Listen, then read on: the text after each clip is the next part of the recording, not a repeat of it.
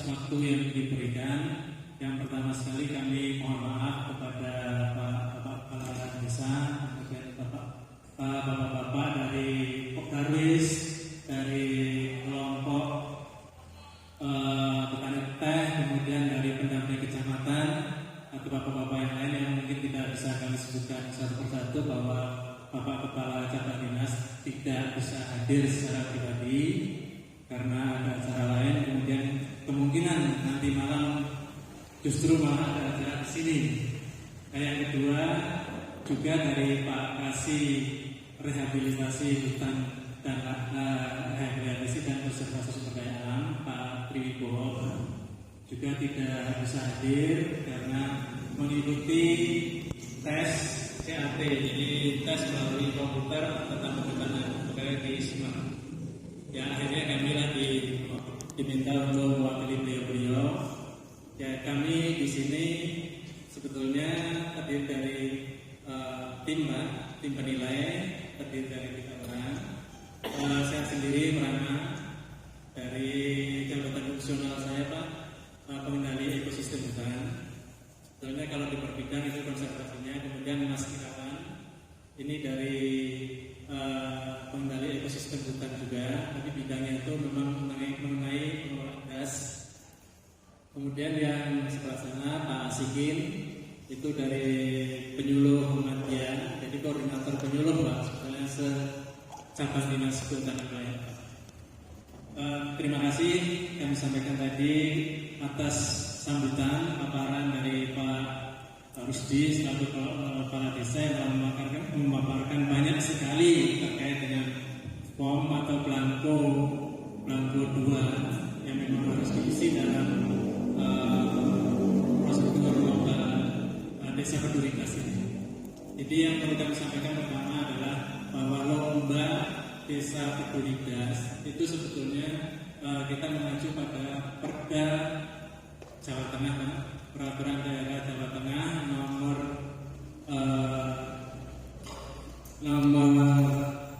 15 tahun 2014 tentang pengelolaan gas di Jawa Tengah. Jadi ini ada perda khusus terkait dengan pengelolaan gas, yang pada intinya dalam pengelolaan gas itu tidak hanya pemerintah provinsi saja, karena itu sebetulnya lintas kabupaten kota ya. Mungkin satu gas dulunya di Pekalongan, mungkin hilirnya bisa di Batam. Jadi ini akhirnya provinsi mengeluarkan perda terkait pengelolaan gas yang intinya tadi adalah bahwa gas itu dikelola secara bersama-sama. Banyak kepentingan para pihak terkait dengan gas. Kemudian secara singkat kami sampaikan bahwa gas itu mungkin bapak-bapak semua sudah bergelut di bidang katakanlah kehutanan, lingkungan, itu mungkin sudah familiar ya dengan gas. Jadi ada gas hulu, bagian hulu, kemudian tengah, kemudian hilir. Mungkin kalau yang di peninggalan ini muncul Pak, ketinggian berapa Pak?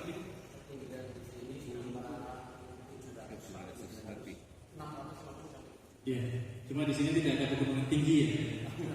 Jadi mungkin ini daerah hulu. Gitu.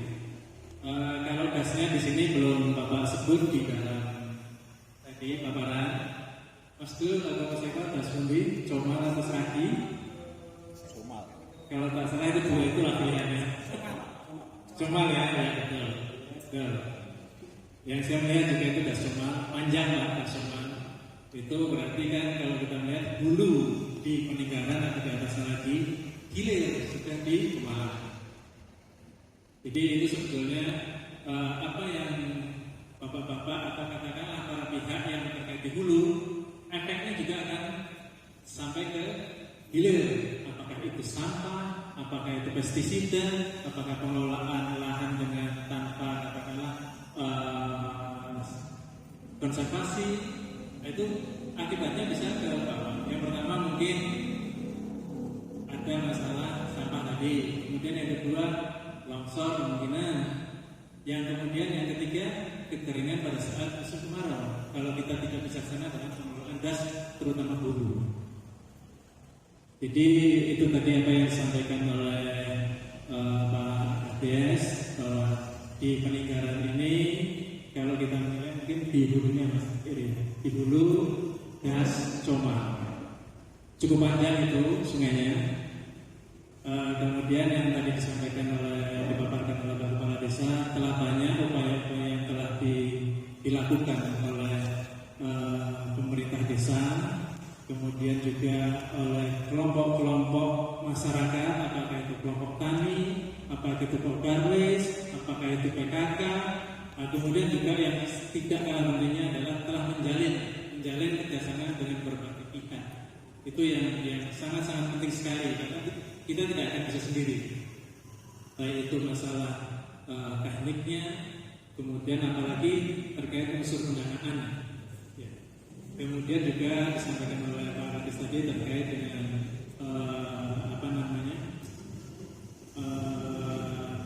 kekuatan administrasi yang mendukung terhadap pengelolaan gas itu cukup banyak juga. Ada perdes yang berkaitan dengan lingkungan hidup, tapi kalau saya lihat ini masih ada yang mungkin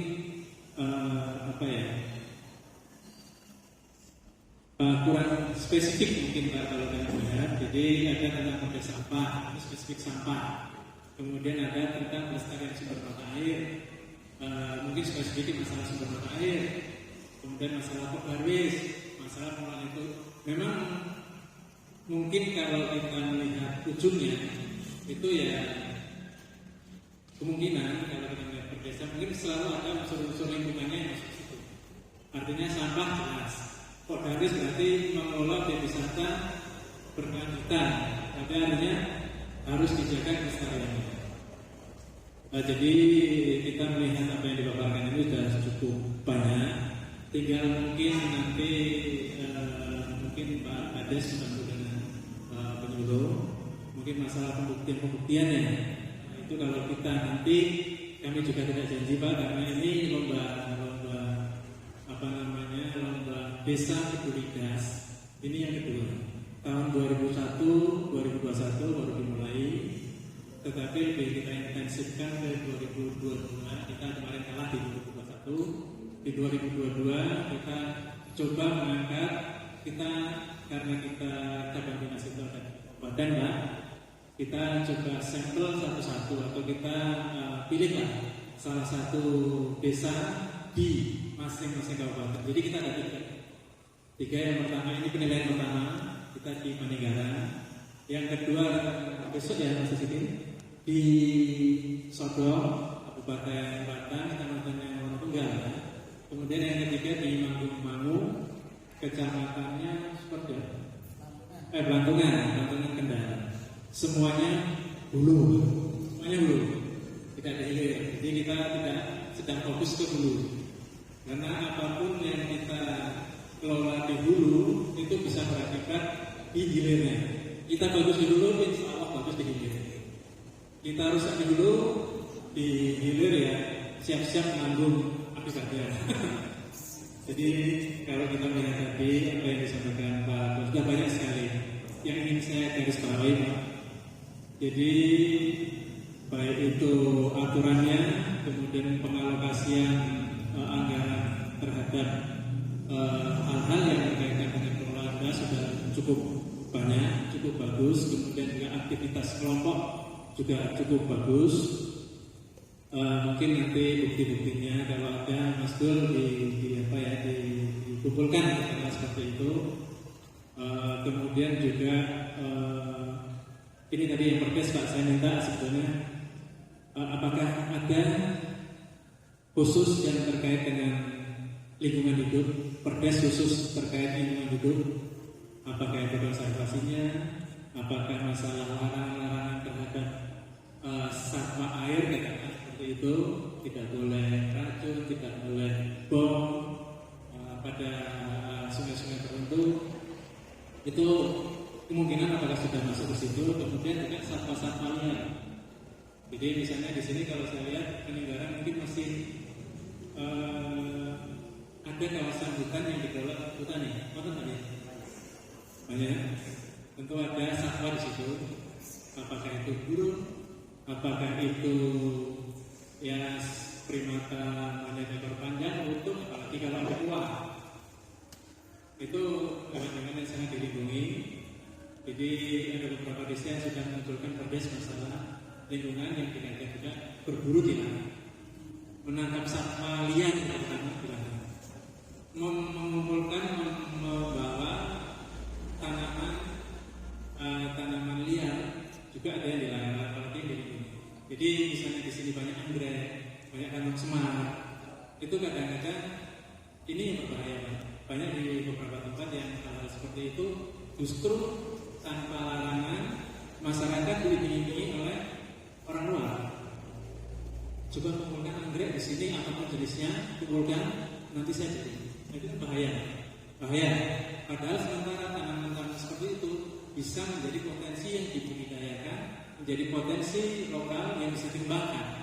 Katakanlah anggrek bisa dibudidayakan, tidak perlu lagi kita ambil semuanya, sebagian kita budidayakan dalam greenhouse. Katakanlah, nah, tadi saya lihat dengan juga sudah membangun ada KBD.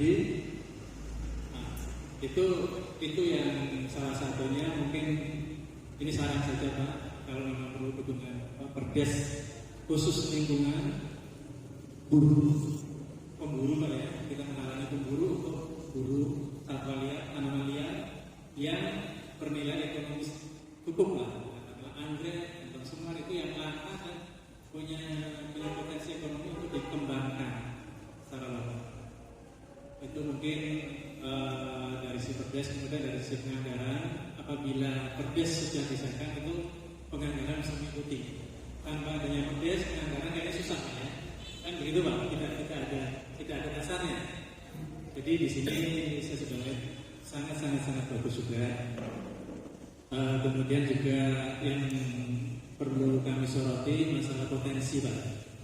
Ini tadi Pak Kades menyampaikan bahwa potensi yang banyak dikerjasamakan dengan pihak luar.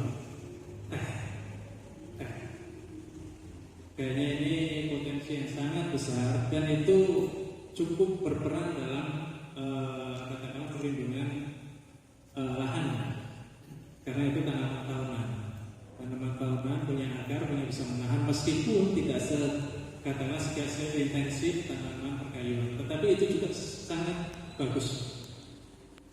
Jadi apalagi nilai ekonomis tinggi, kembangkan. Artinya kembangkan dengan sudah bekerja sama dengan pihak lain, katakanlah sekarang bisa berkembang di titik katakanlah 1 sampai 5. Jadi sudah bisa berkembang mengembangkan di titik 3, puncaknya 5 misalnya, suatu saat mungkin bisa 3,5 dengan kerjasama pihak lain yang punya dana, punya teknologi, punya jaringan. Ini penting. Jadi ini potensi. Kemudian yang kedua, ini sudah familiar ya. Tinggal mungkin pengembangan dengan kerjasama pihak lain untuk ditingkatkan. Karena apa? Tanpa kerjasama susah untuk meningkatkan katakanlah apa ya? Kalau sekarang kita itu bisa dijual harganya 1.000, suatu saat bisa 1.200, tapi dengan biaya 1.000 masih untung.